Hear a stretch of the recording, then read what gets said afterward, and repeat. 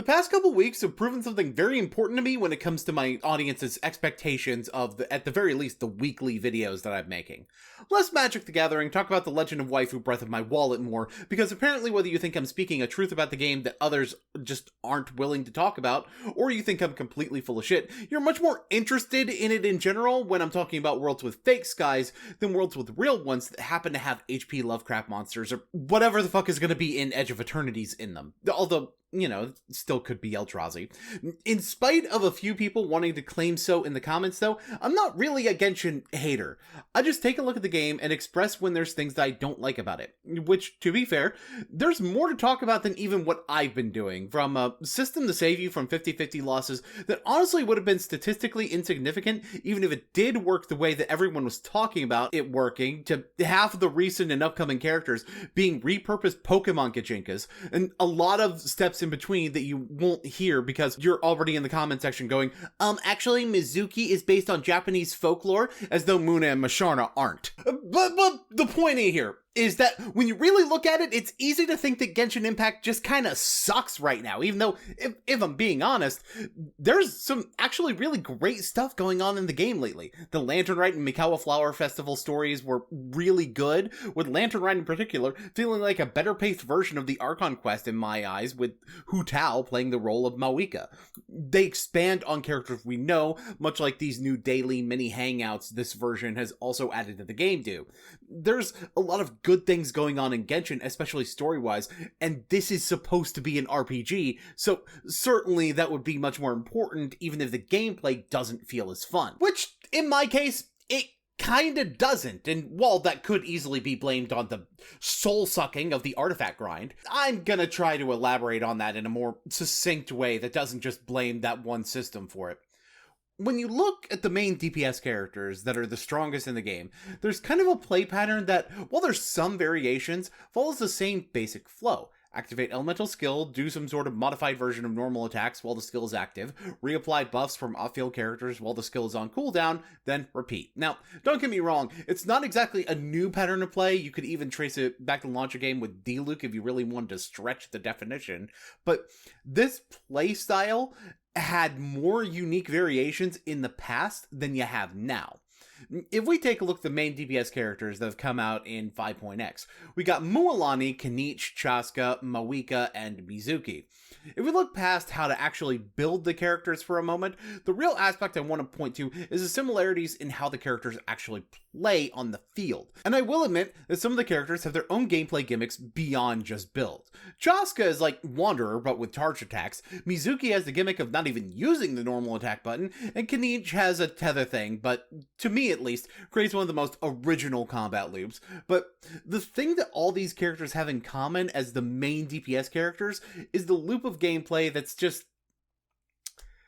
it's Ayato. It's pretty much just exactly what Ayato does as a main DPS, with the only real difference being that Chaska's is Nouvellette instead. And this loop is already pretty common. I pointed out how it's much like Ayato, whose pal's been doing it even before him, and most of the time it's how most people would be playing Kaching too, if we want to take it back even further. But I'm sorry, when all of the DPS characters are doing pretty much the same thing, but using a different stat most of the time, if that, it makes it so that a lot of the differences in gameplay, other than the minutia of it all, comes before you actually play with the character, rather than during gameplay with them. You could very well say that this level of homogenization of gameplay comes down to the optimal way of playing being broken down over time. Many characters that use a different gameplay loop from this fall off later when a character that does something similar to them but uses this gameplay loop comes around, but I don't think it's as simple as power creep, because in reality the balance between how long you've been building a character and how powerful a new character is tends to equalize that power creep out in Genshin, especially since the content really isn't all that hard to begin with. No, I think this comes down to the thing that it almost always comes down to: money.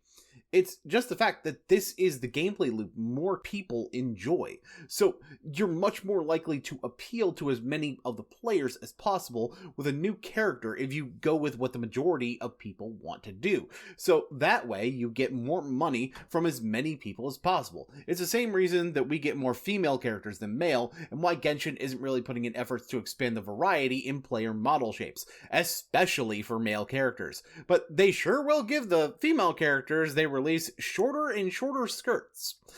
It's not that there isn't an audience for the things that they aren't doing, it's just that that audience is smaller, so there's less money, and like a lot of game companies, especially when making gacha games, short-term profits are more important than long-term sustainability, especially since, you know, why keep making more varied gameplay in this game? We can just put the more varied gameplay stuff into Zenless Zone Zero instead. That actually brings me to another reason why this results in Genshin feeling kind of stale.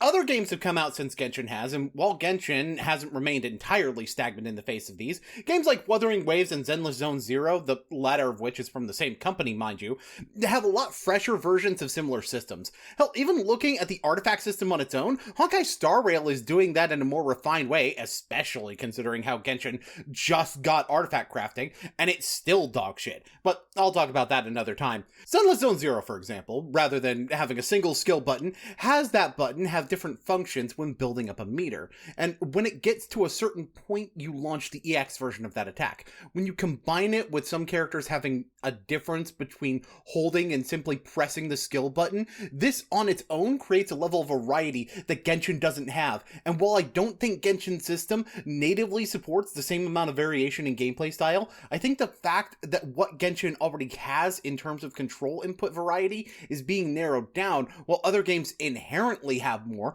makes the game feel stale as movement options on new characters are expanding to keep up.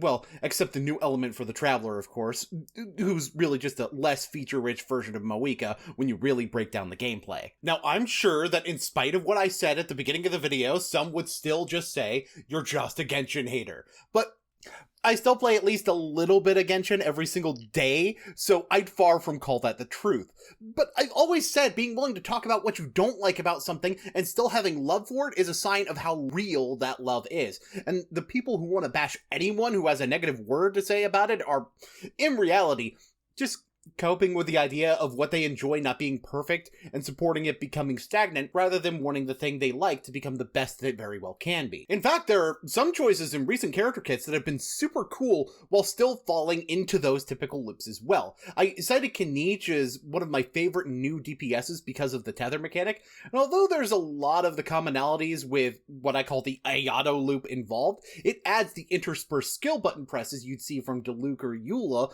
on top of that to make it feel that much more dynamic. Chaska triggering elemental reactions with just her attacks, as power-crept as it might seem, does also provide a novel change, as does her aiming mechanic in her Night Soul state.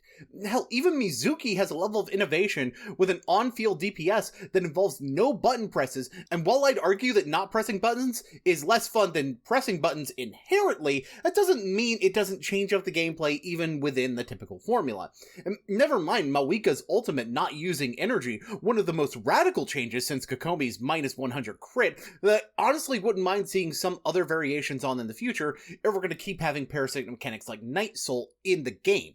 But I'm not explaining why it is stale within this video, but instead why it feels that way. And it feels that way because these innovations are being placed on top of a homogenization of play patterns. I mean, I look at what we know about future updates, and although I haven't really been heavily keeping up with the spoilers, it does seem like we're getting some more variation going forward. And while I could talk about this more in a different video specifically about it, the newer characters that care about specific reactions have actually had that be more of a plus than a minus in my eyes, even if past iterations of the idea have been things that I didn't quite enjoy as much, albeit something that is contributing to the homogenized feel of the gameplay, since it seems like what you can do with the characters is pre-selected. But, like, I'm having fun with what I choose to have fun with.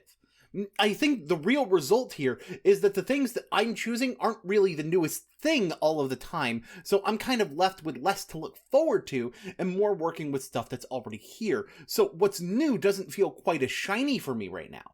Then again, It could just be the mid-update cycle blues. We are kind of in that post-Lantern Rite era where it feels like Hoyoverse is biding their time on the really cool stuff a lot more.